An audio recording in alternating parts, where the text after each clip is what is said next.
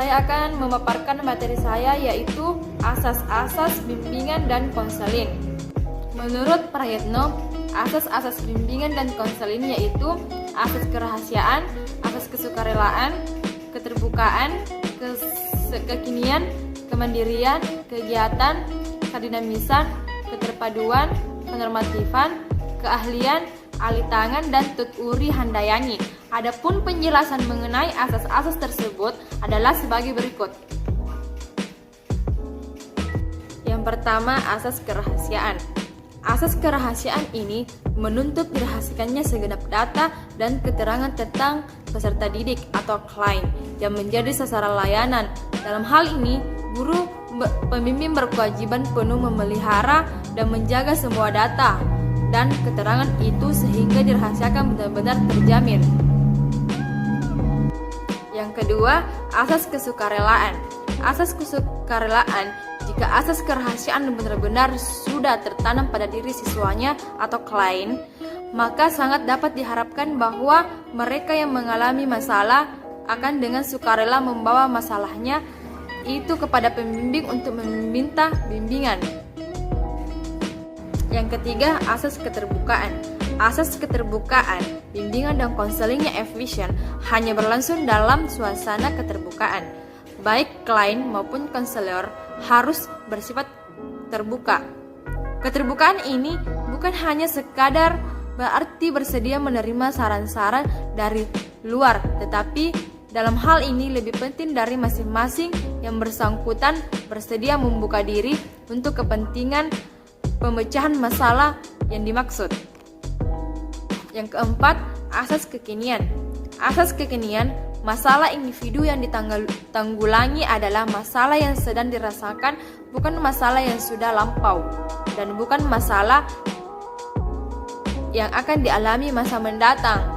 Asas kekinian juga mengandung pengertian bahwa konselor tidak boleh menunda-nunda pemberian bantuan.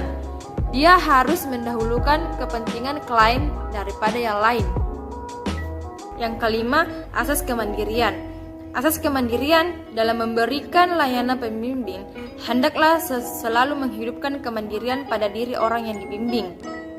Jangan sampai orang yang dibimbing itu menjadi tergantung kepada orang lain, khususnya para pembimbing atau konselor. Yang keenam, asas kegiatan. Asas kegiatan, usaha layanan bimbingan dan konseling akan memberikan buah yang tidak berarti bila individu yang dibimbing tidak melakukan kegiatan dalam mencapai tujuan-tujuan bimbingan. Hasil-hasil usaha bimbingan tidak tercipta dengan sendirinya, tetapi harus diraih oleh individu yang bersangkutan. Yang ketujuh, asas kedinamisan.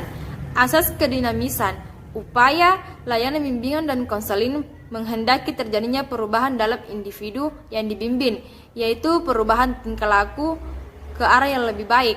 Perubahan tidaklah sekedar mengulang-ulang hal-hal yang lama yang bersifat monoton, melainkan perubahan yang selalu menuju ke suatu pembaruan, sesuatu yang lebih maju.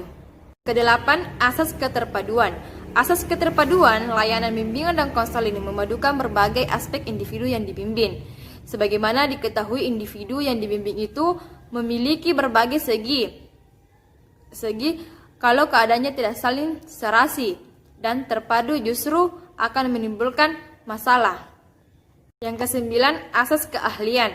Asas keahlian, usaha layanan bimbingan dan konseling secara teratur, sistematik dan dengan mempergunakan teknik serta alat yang memadai.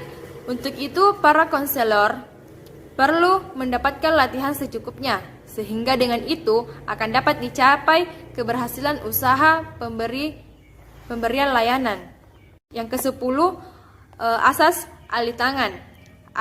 Asas alih tangan ini mengisyaratkan bahwa bila seseorang petugas bimbingan dan konseling sudah mengerahkan segenap kemampuannya untuk membantu klien belum dapat terbantu sebagaimana yang diharapkan, maka petugas ini mengalihtangankan klien tersebut kepada petugas atau badan yang lebih ahli. Yang ke-11, asas tuturi handayani. Asas Tutwuri Handayani ini menunjukkan pada suasana umum yang hendaknya tercapai dalam rangka hubungan keseluruhan antara pembimbing dan yang dibimbing. Dan yang terakhir, 12, asas kenormatifan. Asas kenormatifan, usaha bimbingan dan konseling tidak boleh bertentangan dengan norma-norma yang berlaku, baik ditinjau dari norma agama, norma adat, norma hukum atau negara, norma ilmu ataupun kebiasaan sehari-hari. Asas kenormatifan ini diterapkan terhadap isi maupun proses penyelenggaraan bimbingan dan konseling. Sekian dari pemaparan materi saya. Bila ada kekurangan mohon dimaafkan. Dan saya akhiri dengan ucapan wabillahi taufiq wal hidayah. Wassalamualaikum warahmatullahi wabarakatuh.